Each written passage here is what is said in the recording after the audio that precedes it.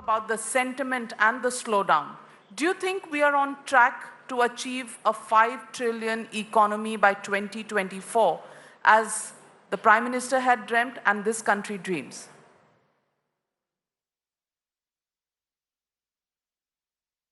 We are making every effort that we are on track.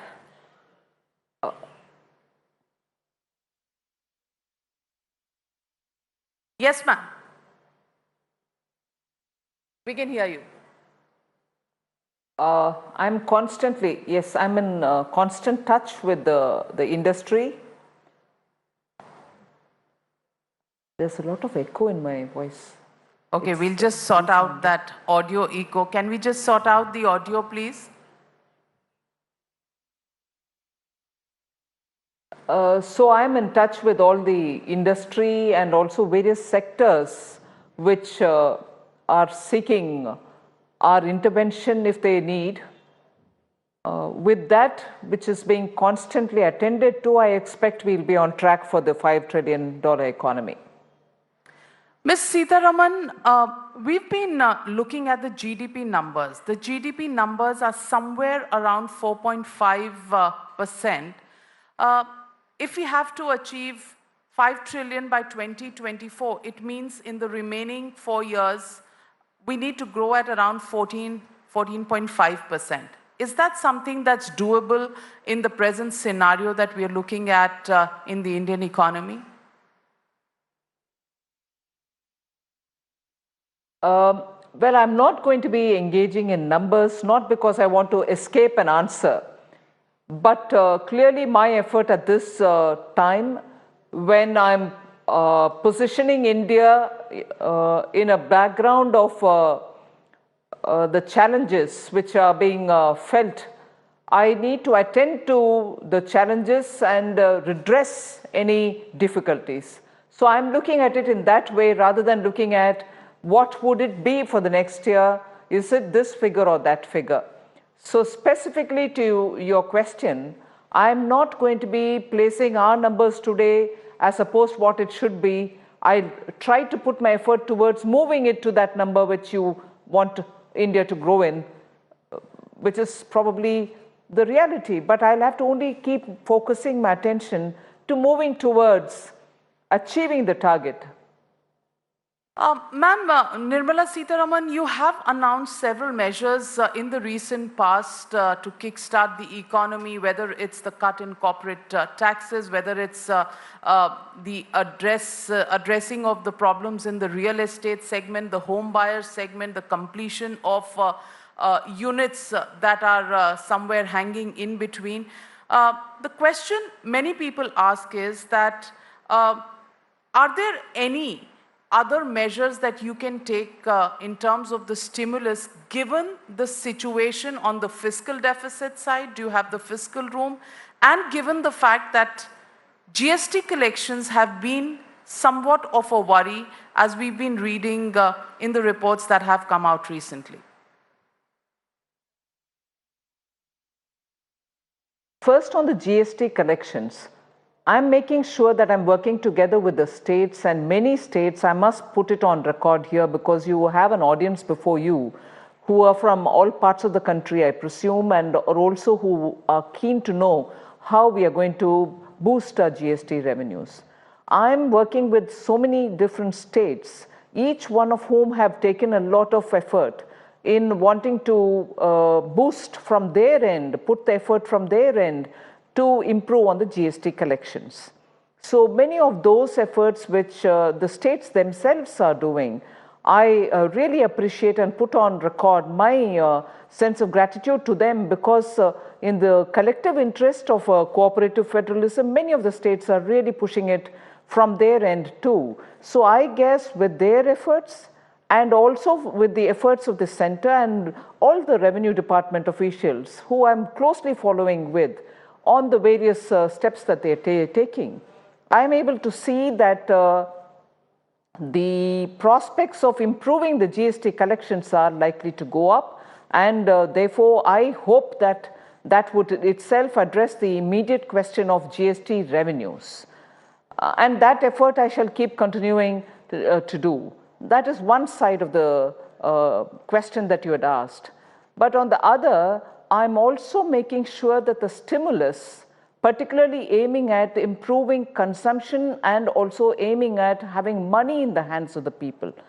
We are pushing hard on very many of these programs, the flagship programs, which have a bearing on the rural economy, whether it's the PM Kisan Samman Yojana, whether it's Manrega. We are ensuring that money goes quickly to those schemes and they are also pushed forward to the people who should be benefiting from them. Other than that, in respect of the stimulus that I have to offer, public investment in infrastructure is something which I've taken very seriously.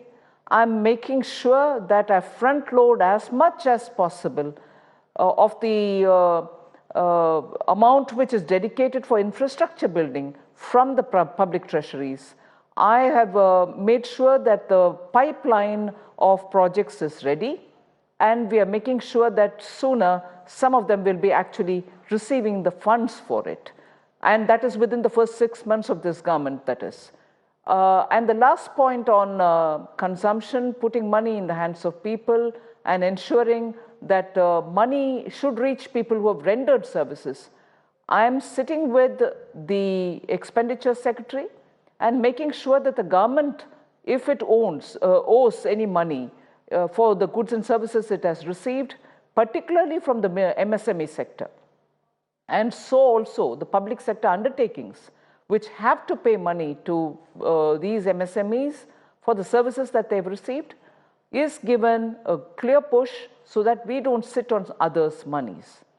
So I must put on record that Secretary Expenditure earlier, Sri Murmu, who's now with the J&K, had put effort to release up to 61,000 crores, which were due to the MSMEs from government departments.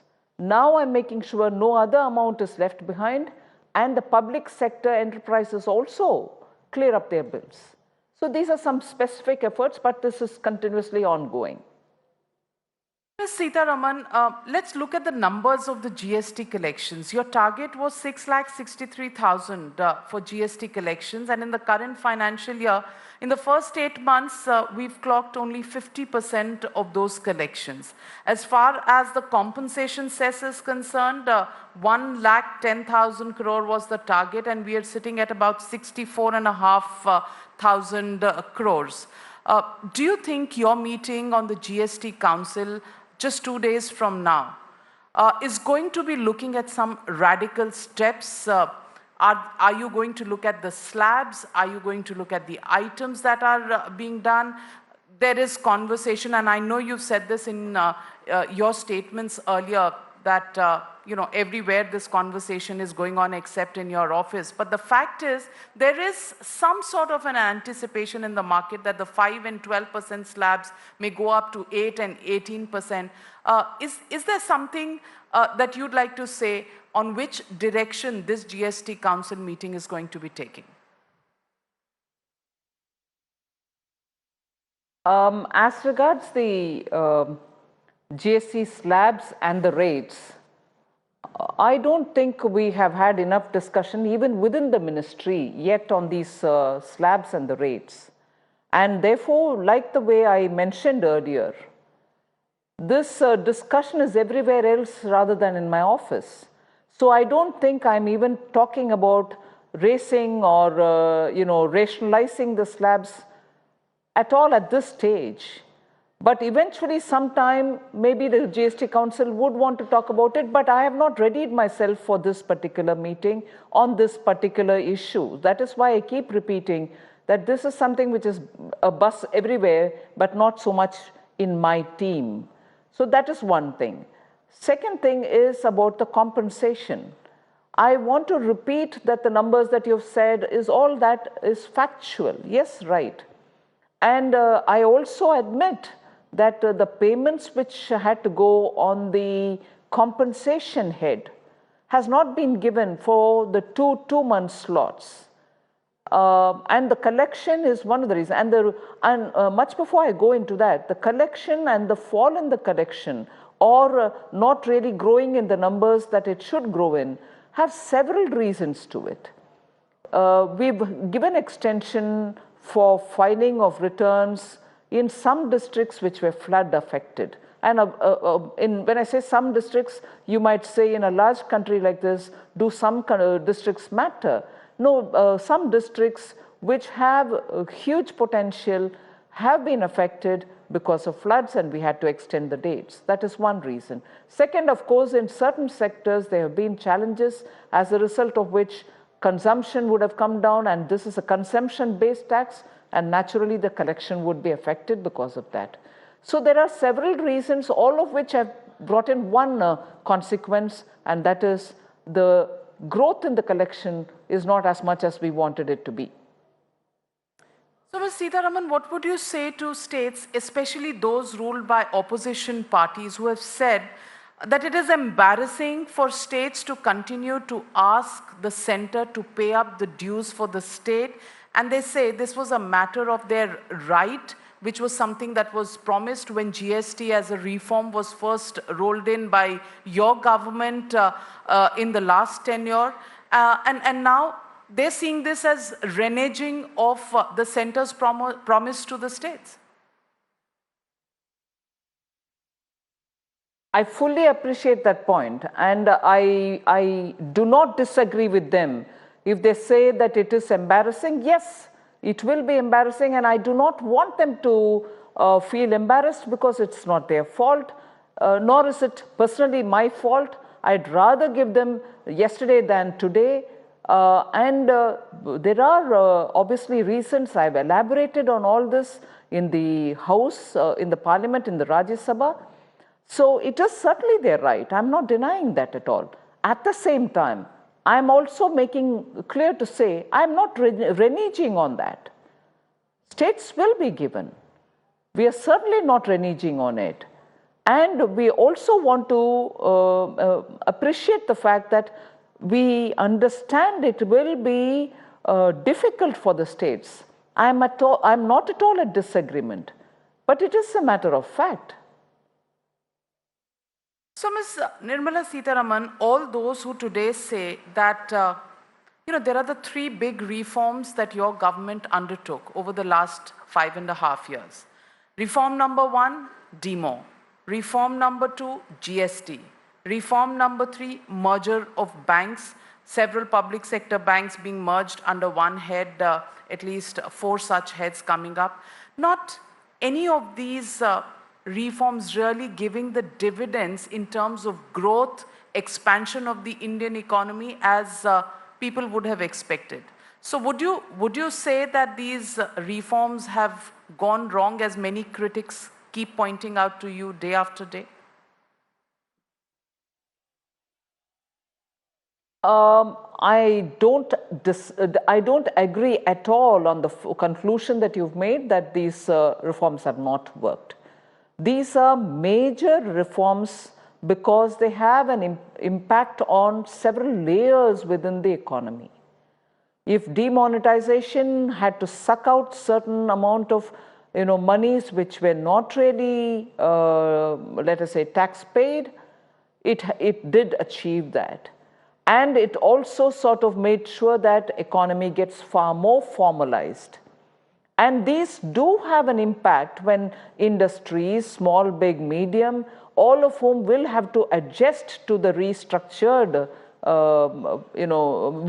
work ethic, work culture, and the work business model in which they have to start functioning in a formalized setup. And if they remained informal, not all of them, in fact, many of them were not wrong. That was fine earlier. But now we are saying there are a lot more reasons to be formal, and by becoming formal, they have a lot more benefits to derive, like the way in the GST, they get input credits if they are on the scheme. If they are not, they even can be in the compensation and pay rather far lesser tax than otherwise. So the benefits of getting formal are there for everybody to see. So it is not right to conclude that these have not worked at all. But of course, yes, there are teething problems. There are problems as you go when people start feeling and getting a party to it and becoming a part of that system. There are ways in which benefits can be derived if it is tweaked to everybody's advantage. So the tweaking does take time. And the tweaking is also multifarious, because if one section wants a tweak, some other feels, no, it adversely affects them. So we have to constantly keep balancing the inputs which come and accordingly change the system to help everybody. So the teething problems cannot be taken as a conclusion for saying it's not working. Problems do come up as every one of us are getting into a formal system, as every one of us are getting into a technology-driven system, and as every one of us are wanting to, even being there, wanting to expand into our business. So I can understand the difficulties, but yet I wouldn't reject moving ahead, moving forward with the system which is in place and which has benefits for all of us. The latest numbers that have come in, factory output down to 3.8% in October, below the 4.3% in September, and much below the 8.4% that happened in October of last year. Also, if you look at consumer durables consumption, that's been on a lower trajectory as well.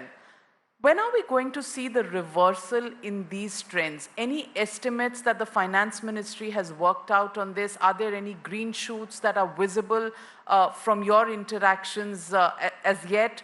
Or are we in for the long haul? Well, I think I did answer this question once earlier too. I'm not going to spend time seeing as to when it is going to be reversed. I'm at it. As long as anybody wants government to intervene, we shall intervene. And we shall keep going till every sector feels, all right, we are on track now, we are moving forward, so that's okay. Till then, I think my focus will be only purely attending to everybody rather than calculate as to from when I can sit and watch the whole thing. I know, Ms. Sitharaman, this whole hall is full of people who understand business, finance, but there is the Aam Aadmi out there. And there is a lot of buzz about the slowdown in the economy and the fact that some studies say that employment rates are coming down. Some other studies, for example, the ratings agency CARE says that there is some sort of an arrest in the unemployment growth. How do you look at the employment numbers, and do you think for 5 years it's been promised that there would be a formal number crunching machinery within the government to capture this kind of data? Do you think we are any closer to that, and what the real numbers on employment or rather unemployment growth are?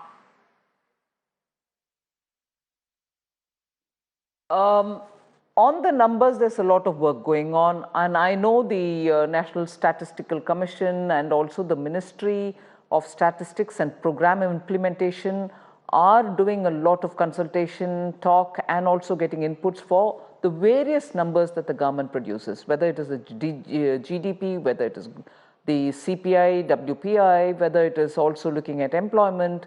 Data is something which the government has been looking at for a couple of last months, and making sure that any misgivings about the data will be addressed so that the data from government, irrespective of whichever they reflect, is going to be credible for people to accept. And therefore, I know, to be fair to that ministry, a lot of work is going on that front. But as regards a specific question on unemployment data, I think I'll bank on that, saying particularly on the informal sector, not just now, not just in last 5 years, but Government of India's data collection on employment, particularly relating to the informal sector, has not been comprehensive, not because nobody wanted it, but data collection focused more on the formal sectors. And within the formal sector also, only a certain percentage was collected as data. So if in India, a large section depends on non-formal or informal sectors, unorganized sectors, data on that is not comprehensively collected, not now, not ever before. And therefore, when we talk of unemployment and employment, we are talking with very sketchy figures before us. So it's an area in which it may not be adequate for me to have before me and comment. But again, the extent of employment in the informal sector that India's flagship programs, whether it is Mudra, whether it is aiming to have the JAM Trinity being brought on, is something which we have to speak about, but speak about based on data coming from the banks. How many people have received Mudra? What category of Mudra? And so on. Again, that may not be all that adequate, but the fact remains that Mudra has been one of the main sources of employment generation, not in the formal, but largely in the informal sector. Ms. Nirmala Sitharaman, your critics sometimes say this, that the government is in denial mode. You will not address the issue of prices on why we failed to probably get an early warning on prices of food commodities when they were rising, the famous onion controversy in Parliament which put you in the center, whether it's unemployment. Somewhere are we in denial mode, because we seem to always suggest everything is all right, everything is going on, but that's not the feeling the Aam Aadmi or the Aam businessman gets on the ground. Where is the disconnect, Ms. Finance Minister?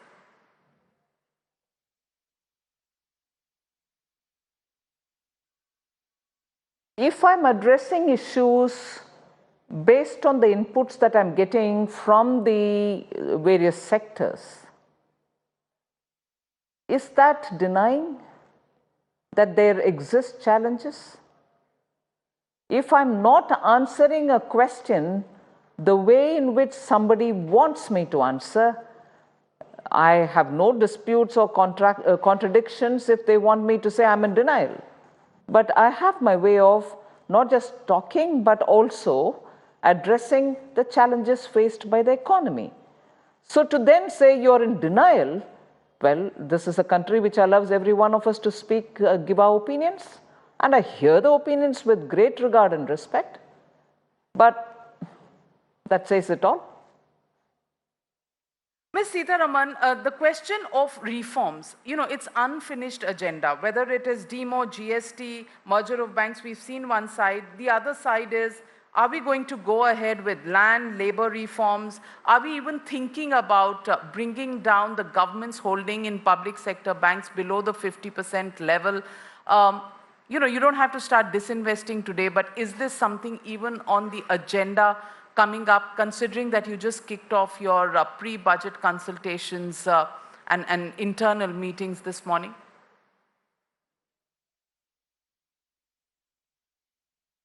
Yes, actually, my pre-budget consultations were on, and I had to excuse myself from one of them to attend to this program. So the reform momentum will continue. In fact, the government has very clearly committed itself for reform, and reform in the labor area is already happening. 44 different labor codes have been brought in to become 44 different labor laws have now become into being 4 different codes, and those will now be simplified so that compliance is made easier. That is about the labor, and also looking at the various ways in which new industry require their recruitments to happen, to their employments to happen, and in order to make sure that the labor does not suffer because of these kind of changes, all kinds of labor who are being recruited, temporary, seasonal, are all being brought to be at par with regular workers. So there is a lot of change and reform happening in the labor area, and for which extensive consultations were held by the concerned ministry. I must put it on record that the Labour Ministry has met up with a lot of people and taken their feedback. As regards land, it's a question of both the state governments and the centre working together on it. Land-related activities like agriculture, a lot of reforms and pushing for electronic market access for the farmer, giving him additional income. And I've announced in the budget 10,000 farmer producer organizations will be formed. Artisans will be given the benefit because of their trade. And artisans are also partly people who are depending on land.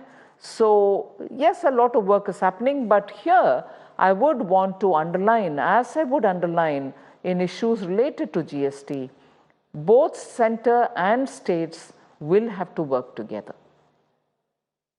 Ms. Sitharaman, you're also a very astute political leader. And let me ask you, how do you respond to criticism when it comes from Mr. Rahul Gandhi, who in a speech in Ramlila Maidan just about 48 hours ago, said that your government was a government that only looked at a few industrialists, the Adanis and Anil Ambani he mentioned, and he says all big contracts of roads and airports going to some companies. And on the other hand, Mr. P. Chidambaram, the former finance minister, who comes out and says that the Citizenship Amendment Bill, Article 370 abrogation, all these are issues that have created turmoil in the society and have taken away the attention from a flagging economy. How do you respond to these political attacks that have been made against your government?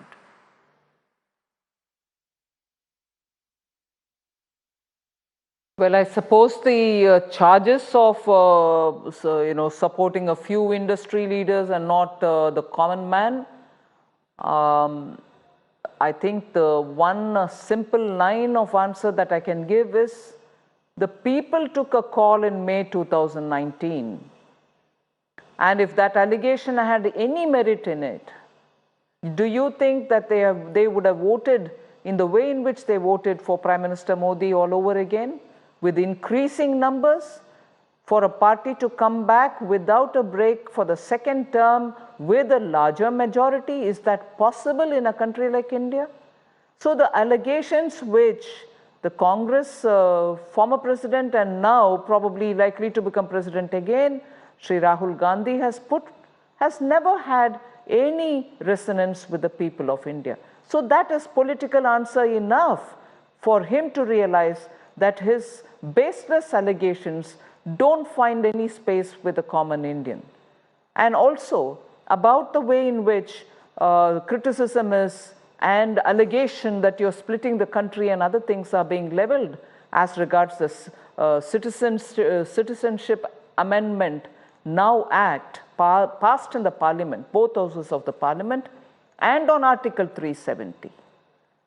It's surprising that the Congress party behaves as though they have heard of it only now.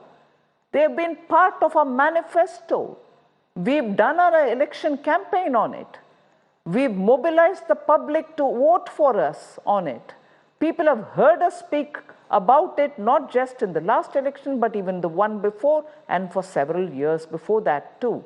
They are part of our manifesto. We are duty bound to implement them. And to suddenly whip up emotions saying you're doing this just shows their frustration. What they should have done, keeping the interest of this country in mind, they have never done. And to talk down on the economy, I would like to remind them, what was the state of the economy when they left in 2014? What was the level of corruption this country had got fed up with? And what was the impact of that corrupt, crony capitalistic attitude with which Congress run this country? The twin balance sheet problem, the fragile five problem, were all things which we have cleaned up in the last 5 years.